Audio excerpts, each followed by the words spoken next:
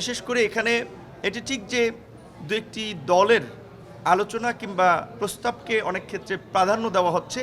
এই জায়গাটা থেকে আমরা বরাবরের মতো পরিষ্কার বলতে চাই যে গণ অভ্যুত্থান দু একটি দলের নেতৃত্বে হয় নাই। সুতরাং কোনোভাবেই দু একটি দল কিংবা বিশেষ কোনো ব্যক্তি মহলের সিদ্ধান্তকে প্রস্তাবকে প্রাধান্য দেওয়া যাবে না। সার্বজনীনভাবে সকল মত পথের মানুষ আজকে যারা আমরা এখানে ধরেন যে রাজনৈতিক দলগুলো আছি, এইসব দলে কি গোটা দেশের মানুষের প্রতিনিধিত্ব করেন? না, এখানে একেবারেই আছে যে সমস্ত দলের কোনো অ্যাক্টিভিটিস নাই। আবার এমনও দল আজকে আমরা দেখতে পেলাম যারা ধরেন আপনার এই আওয়ামী লীগের দোসর ছিল, তারাও কিন্তু এখানকার আলোচনায় বিভিন্ন দলের প্রধানদের মারফতে তদবির করে এখানে এসেছে।